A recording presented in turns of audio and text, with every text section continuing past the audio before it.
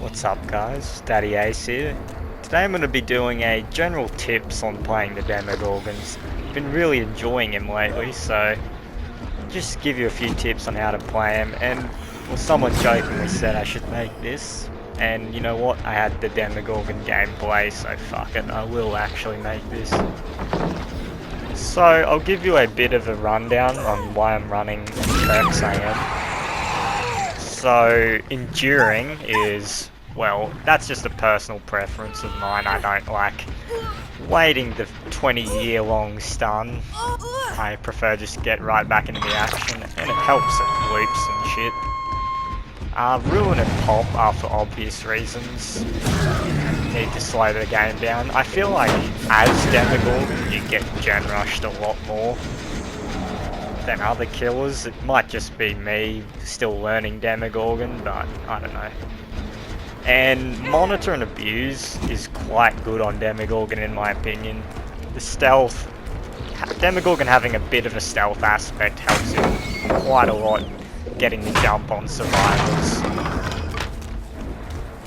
So I'll give you a bit of the rundown on the add-ons I'm using in this match in particular, and then like a general add-on, what I think the best add-ons are for Demogorgon. So in this particular match I'm running Deer Lungs, which increases teleportation speed, so like the speed at which you go through the upside down. It is quite helpful in making the... It gets rid of the downtime during portal teleports and gets you right back into the action, which is extremely helpful for map control. And the second add-on I'm running is a bit of a wild card. It gives the survivors blindness for 45 seconds, about 45 seconds, when they come in contact with your portals, your active portals. It's kind of a gimmick like all the other blindness add-ons, but sometimes it's come in handy and like slowed the hook saving and stuff down, but I wouldn't recommend it for general play. So the add-ons you're going to want to be investing in my opinion, are the Deer Lungs and the Green Tripe. So, as I've mentioned previously, the teleport speed add-ons. These decrease the downtime between the portal and just allow you to get right back into chasing survivors, as I've said before. They make the portals very useful in my opinion. If you want to focus more on the shred, I would recommend Muse Guts. It gives you a little bit of a decreased shred missed attack and also an extra portal as a bonus. That can help on like really big maps such as Temple of Purgation, but also give you that a bit of extra leniency on missing a shred. When you start Demogorgon, you'll find that you'll be missing a lot of shreds because it is quite easy to counter most of the time. So for general Demogorgon portal tips, you see a lot of streamers and YouTubers putting portals behind walls and shit.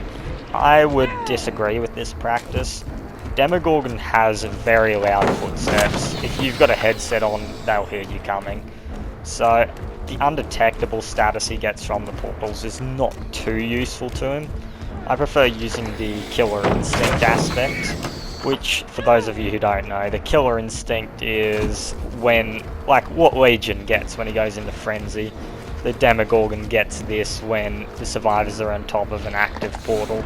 So yeah, just place them on the generators because it'll also slow the survivors down. And for the shred, well, as you're about to see, I pretend to shred, and the Kate gets a bit confused and worried that I will shred her when she goes through this strong window. So yeah, try and bait a shred as much as you can.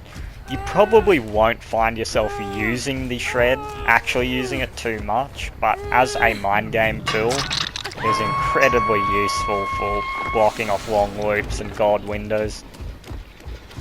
As I didn't do it earlier, I will just give you a brief rundown of the difference between inactive and active portals. So, you'll notice some are white and some are yellow. The white portals are inactive. They cannot be seen by survivors. but you get no benefit from them, so you don't get the killer instinct. But survivors also can't cleanse something that they can't see. And the yellow portals are active. By holding your shred power, you'll be able to get the killer instinct on survivors that are near your portals that are active. And it will give you a bit of map knowledge, quite useful. So as you saw just before, I saw people here. And so now I'll search around the area and hopefully find someone. And this kind of ties back to why I think you should put them on top of generators. A lot of survivors will cleanse the portals that are on top of generators because they will be worried that you'll teleport to them. So it wastes a bit of time at the very least. At the most, you'll get a teleport and hopefully a chase and a down. At this point in the game, I've got 3 survivors left. I've got a portal on every generator, so I'm not too concerned. I can just hold my shred and wait until I get a notification. Oh, there's one gen that doesn't have a portal on it, but I mean, every other gen does, so I'll just have insane map knowledge right here. This is what makes Demogorgon quite good. He can just... If you allow him to get the setup, he is a very strong killer. From here on out, I'll just give general commentary on the things I'm doing. So you'll notice here that I didn't teleport. You can just essentially get a free hit by not teleporting, because your footsteps are masked by the portal cleansing that the survivors does, and obviously the oblivious. And here I get a free killer shack pallet. The Demogorgon is incredibly strong at the killer shack. He can usually get a free hit. Killer shack becomes quite weak against him, honestly.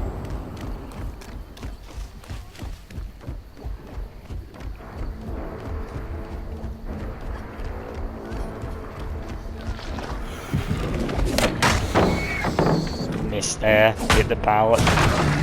Nothing really I could have done except maybe move it a little bit right, and I would have at most got a free pallet out of that.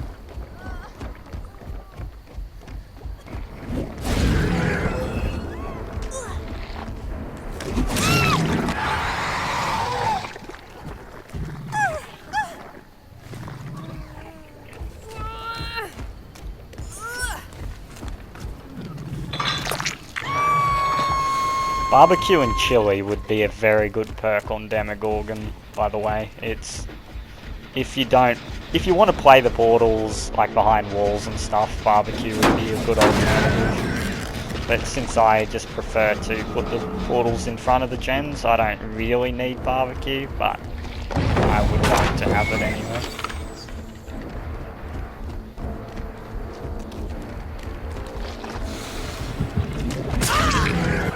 She tried to bait the window there, but I got a shred and it didn't matter anyway because the lunge is quite insane.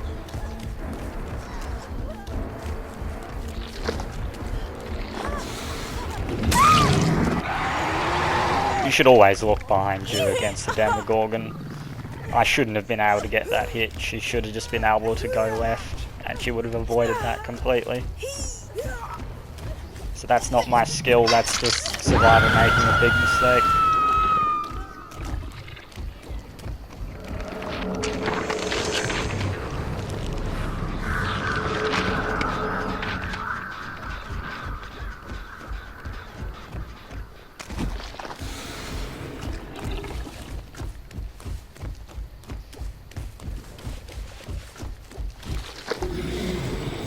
Again, I'm at the point where I can just teleport freely and not care about anything. My map pressure is at the maximum it can get, essentially. That Jenna bitch slap pop. Almost missed that, Kate. Quite sneaky.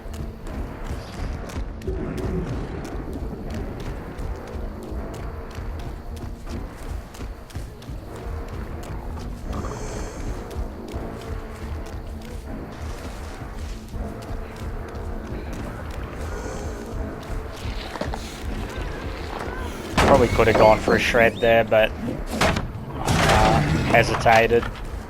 Still learning Demogorgon, so trying to figure out still the timing on the shred and everything. As I said, this is only general tips. I'm still learning just as much as you are.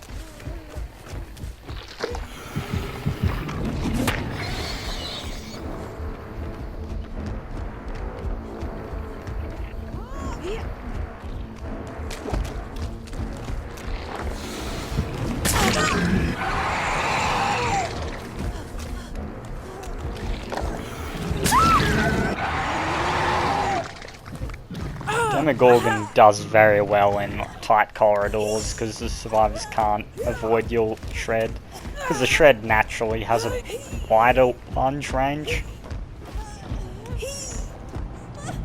Should mention that Demogorgon is an incredibly strong basement killer.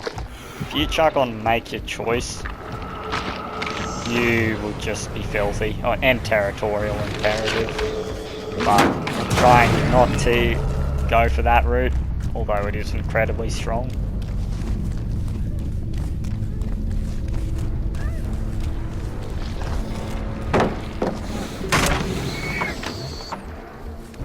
Demogorgon didn't used to have the baseline pallet break, it used to be an ultra rare add-on, but the devs changed it. It's quite a good addition to his base kit.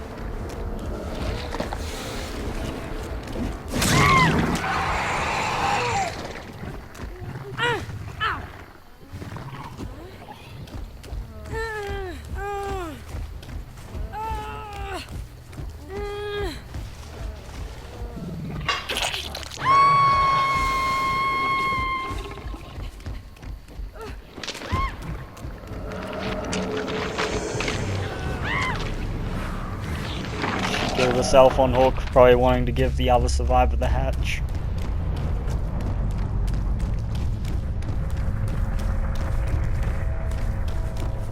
Either way, this game is won now, so that's essentially all for the tips and tricks for Demogorgon.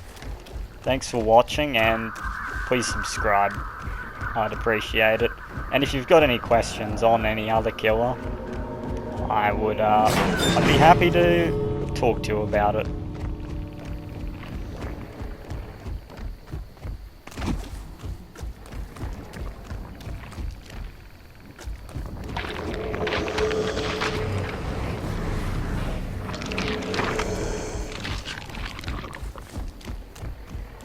If I'd saved portals, I would have been able to teleport between the exit gates, but it's just unnecessary unless you're running a endgame build.